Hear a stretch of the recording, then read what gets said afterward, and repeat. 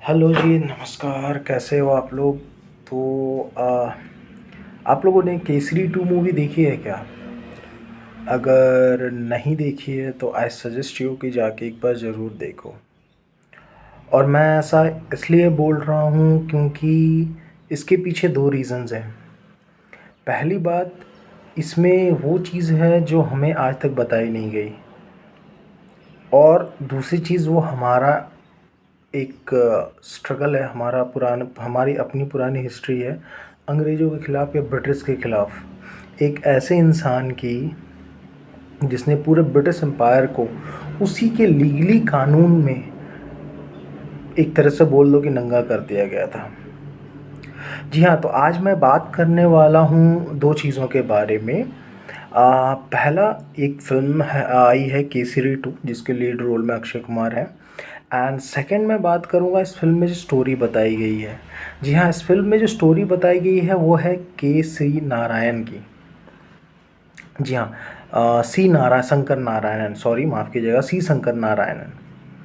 अब इनके बारे में अगर मैं बात करूं तो इनका अगर मैं थोड़ी सी, चलो मैं इनकी हिस्ट्री बता देता हूँ। इनका जन्म बेसिकली 1857 में, 11 जुलाई 1857 में हुआ था। और ये इंडियन लॉयर थे, बाय प्रोफेशन इंडियन लॉयर थे, जज भी थे, पॉलिटिकल लीडर भी थे, और president of Indian national Congress भी रहे हैं 1897 के आसपास। और भी बहुत सारे मेंबर ऑफ वाइसरी एग्जीक्यूटिव काउंसिल, जो कि ब्रिटिश अंडर रूल में सबसे एक बहुत ही ज़्यादा हाईएस्ट पोस्ट हुआ करता था, उसके भी वो मेंबर रहे हैं। तो मतलब एक ब्रिटिश रूल के अंडर भी ये काफ़ी हाई पोजीशन तक थे। अब बात करते हैं इनका मेजर जो स्टोरी जो आई है और इनका मेजर कनेक्शन क्या। आप लोगों को जालियांवाला बाग याद होगा? जी हाँ, जो 13 अप्रैल 1919 को हुआ था जालियांवाला बाग, जिसमें ब्रिटिश राज के अंदर क्या करूँ, मेरे मुंह से गाली निकलता है।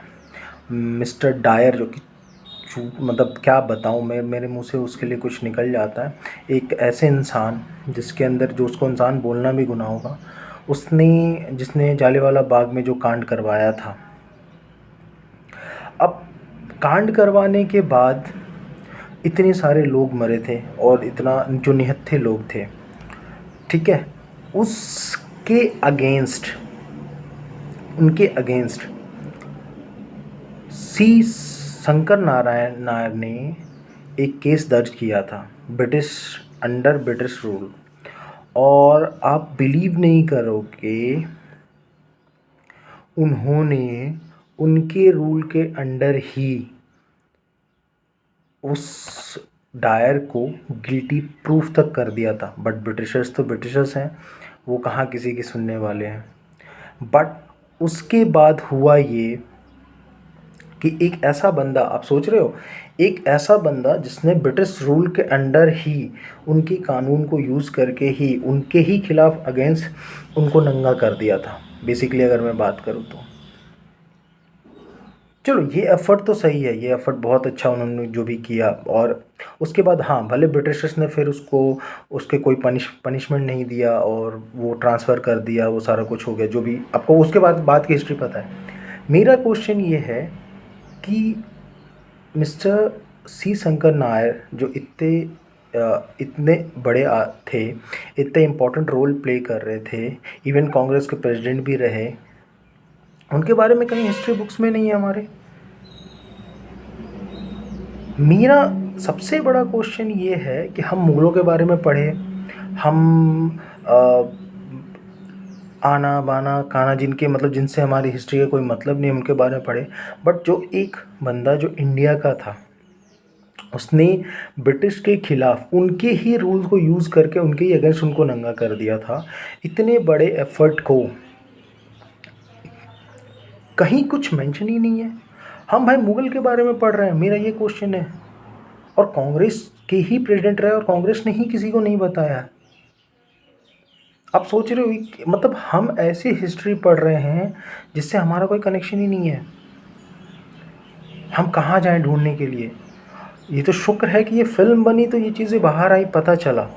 इवन आपको मैं आर माधवन की एक वीडियो क्लिप शेयर कर दूंगा, जिसमें उन्होंने खुद कहा है कि मैं साउथ इंडियन होते हुए मुझे नहीं पता था इस चीज़ के बारे में। मैं दक्षिण भारत का हूँ और मुझे शर्मिंदगी है कि मैं खुद शंकर नायर के बारे में कभी नहीं सुना, ना ही पढ़ा। और मुझे इस बात का बहुत बड़ा गर्व है इस फिल्म इंडस्ट्री के बारे में कि अक्षय पाजी जैसे इंसान शंकर नायर कर रहे हैं और मैं दक्षिण भारत के होने के बावजूद नॉर्थ का किरदार निभा रहा हूँ इनके अगेंस्ट, और ये इसी इंडस्ट्री में हो सकता है। और आखिरी बात, पाजी, अक्षय सर, आपको पता है जो मैं कह रहा हूँ वो सच है। इनकी तपस्या की जो लिमिट है वो मैं आपको बयान नहीं कर सकता। इस फिल्म के लिए उन्होंने मुझे मजबूरन एक्ट करवाया है। उन्होंने अपना मतलब फैसला सुना दिया था कि माधवन ही करेगा ये रोल, और इन्होंने, धर्मा जी ने, और इन्होंने जो कष्ट उठाई है मुझे इस फिल्म का हिस्सा बनाने में, उसके लिए मैं बहुत बहुत बहुत धन्यवाद फील करता हूँ। सर, मुझे आपने इतिहास का हिस्सा बना दिया, बहुत बहुत धन्यवाद। आप जैसा कोई नहीं कर सकता।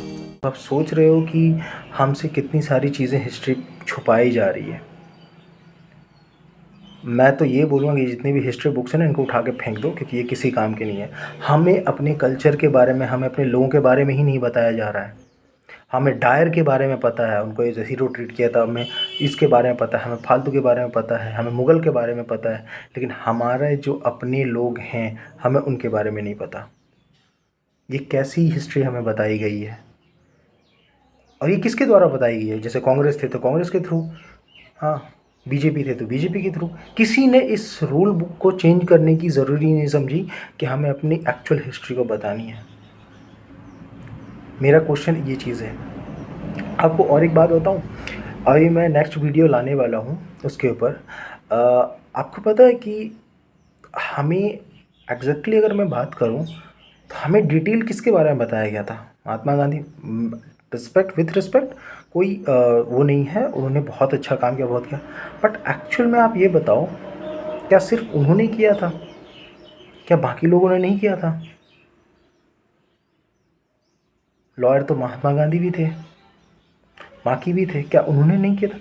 मुझे तो एक चीज़ समझ में नहीं आती कि सिर्फ जो गांधी जी हैं और उनकी हिस्ट्री के बारे में ही क्यों बताया जा रहा है। अगर मैं बात करूँ तो ना तो सुभाष चंद्र के बारे में पूरी डिटेल बताई जाती है कभी किसी बुक्स में, ना ही भगत सिंह के बारे में कुछ डिटेल बताई जाती है, ना बस एक एक लाइन लिखा जाता है। मुगलों के बारे में पूरी पूरी 2-2 पेज होती है। मुझे इससे दिक्कत है। सो मुझे ऐसा लगता है कि अब वो टाइम आ गया है कि हमें अपनी हिस्ट्री के बारे में अगर जानना है तो हमें खुद ही ढूंढना पड़ेगा। बुक में कुछ नहीं लिखा है। मैं इस वीडियो के साथ ही मैं आपको ये रिकमेंड करूँगा, तो प्लीज़ मेक श्योर, यही इसी बेस पे पूरी स्टोरी है फिल्म की, आप ज़रूर जाके देखें, क्योंकि इससे हमारे कल्चर के बारे में पता लगता है। अदरवाइज़ मैं ज़्यादा रिकमेंड नहीं करता, बट ये चीज़ एक्चुअली मैं आपको सजेस्ट कर रहा हूँ कि आप जाके देखो। एटलीस्ट आप अपने लोगों के बारे में तो जानोगे। अभी तक तो मुग़ल के बारे में इतने जान लिए, अकबर ये, बाबर वो, एटलीस्ट उसके बारे में तो जानोगे जिन्होंने एक्चुअल में हमारे लिए लड़ाई की थी। So this is my recommend suggestion. अगर आप चाहो आप जाके ज़रूर देखो ये फ़िल्म। और मैं आपको एक और बात बताऊँ, मैं नेक्स्ट वीडियो लाने वाला हूँ। बोलते ना भारत 1947 को आज़ाद हुआ था, बट आप मेक श्योर, अब मैं आपको बताऊँगा कि भारत जो है वो 1947 से 6 मंथ पहले ही आज, भारत का जो एक प्रांत है वो बहुत पहले आज़ाद हो गया था, और वहाँ पे रूल भी करवाया गया था। अगर आप गूगल करोगे आपको मिल जाएगा। आप चाहो तो कमेंट में बता देना उसका नाम, आपको पता लग जाएगा तो। और तब तक के लिए मिलते हैं नेक्स्ट वीडियो में, जिसमें मैं भारत के बारे में बताऊंगा कि भारत एक्चुअल में कब आज़ाद हुआ था, भारत का एक प्रांत। सो तब तक के लिए thank you so much. Till then, bye.